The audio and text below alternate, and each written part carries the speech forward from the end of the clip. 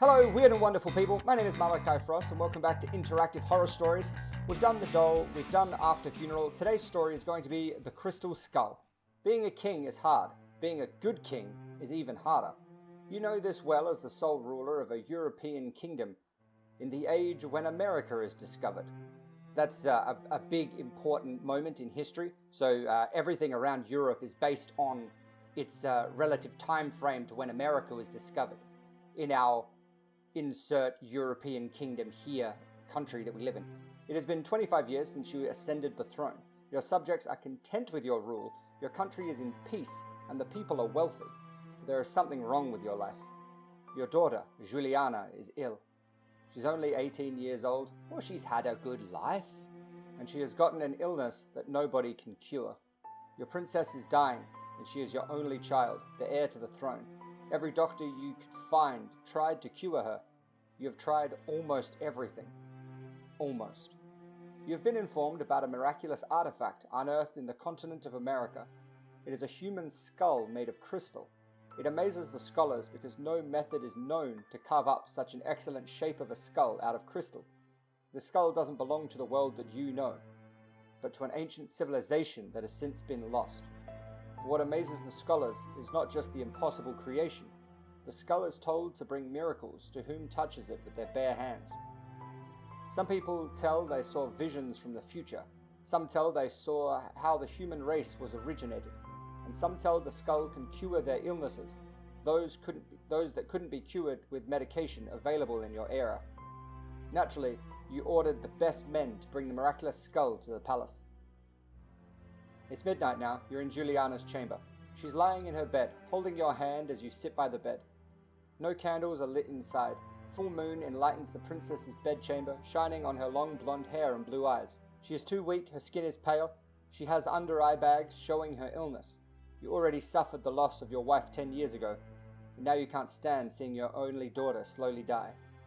Juliana asks you with a soft voice, "Father, am I going to die?" Eventually, yes. She sighs. "It is so sad. I am a princess with ambitions to become a ruler. And it is certainly not about personal gain. I want to continue what you do. I want to be a fair ruler and make our people happy." She continues, "But I think this is life. Death conquers all." Hello, sound effects. The door of the chamber is knocked on. The servants generally don't disturb the royal family members at night, so it must be something important. Come in. A brunette boy, one of your servants, gets inside the chamber with politeness.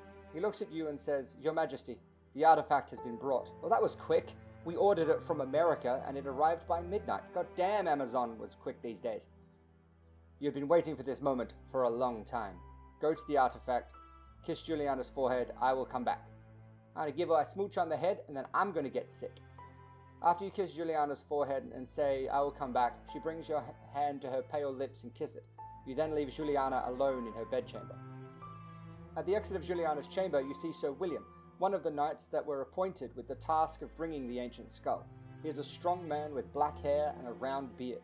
He wears gloves and holds a bag. "Your Majesty," he says, and kneels before you.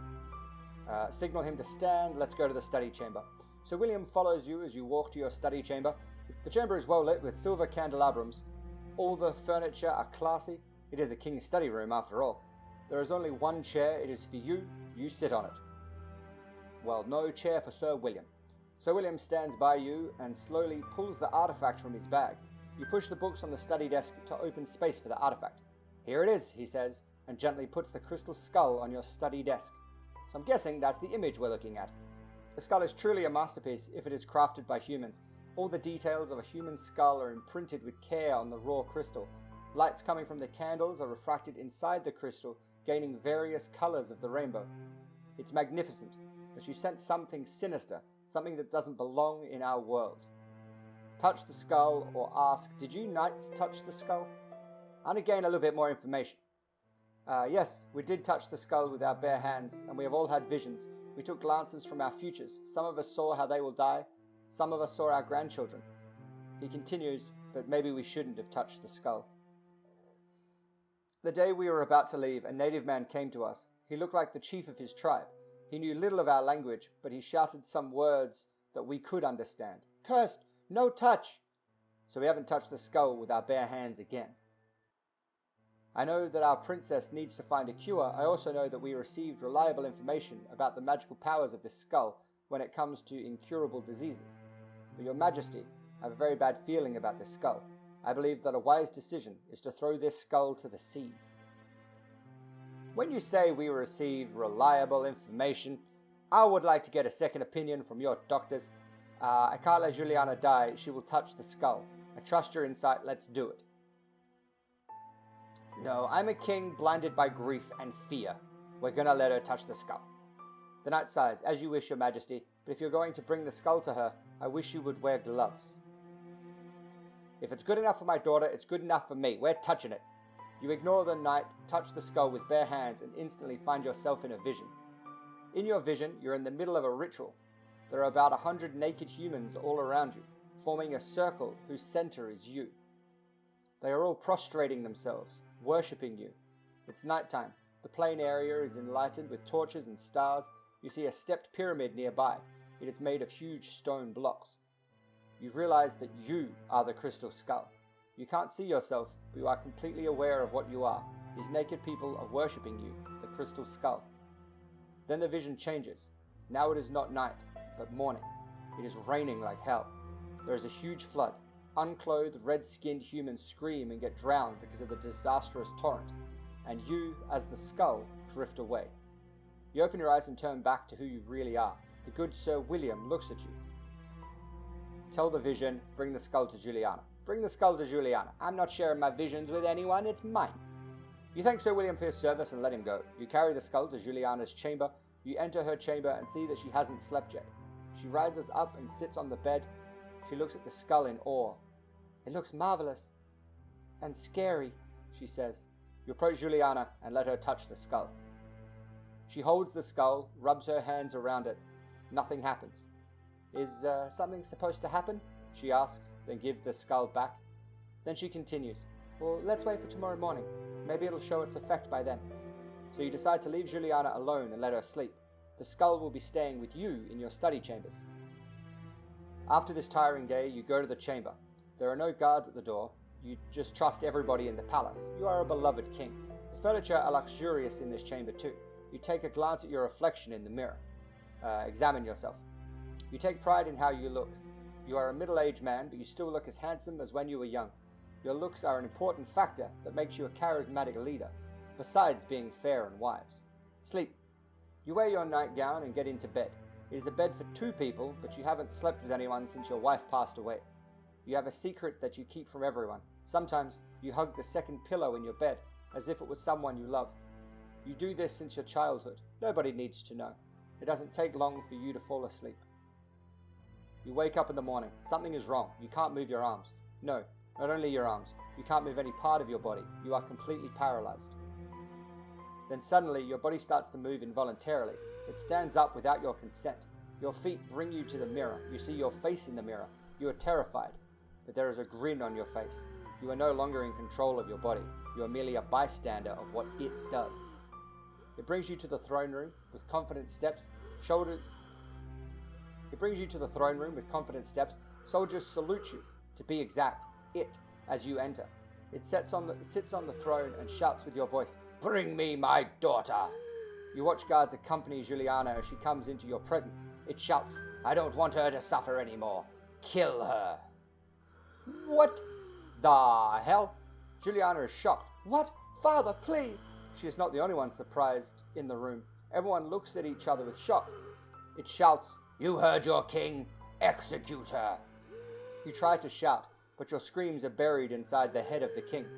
Juliana gets on her knees and cries in despair, but it's in vain. 2 black-masked decapitators come into your presence. One holds the crying blonde girl, the other holds the sword. You're just going to do it right here in the throne room? That sound effect scared me. You can do nothing but watch as your precious daughter gets decapitated. Her head falls down and rolls to the throne. The floor gets filled with her blood. Days passed. It continues to control your body. You mourn for your daughter inside the body that once belonged to you. You watch it rule over your country with an iron fist. It orders all the churches be burnt and the priests be hanged. Of course, your people uprise against the new king. It suppresses the revolt with violence. Anyone who stood against the king gets tortured. Eyes are poked. Skin is flayed. I feel like one of these things are not like the others. Anyone who rises against will be tortured. Your skin will be flayed. You will be burned and hanged, and we will poke you in the eye. Soon it orders people to worship it as a deity. The God King declares war against other countries. It doesn't take long for the other countries to form an alliance against the God King. In a fateful battle in your capital, the God King loses his horse. The evil king gets killed while desperately searching for a new one.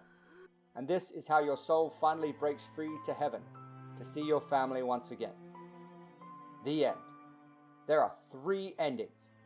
Alright, well, I'm going to go out on a limb here and say one of the endings is I don't touch the crystal skull and we just give it straight to our daughter and something happens there.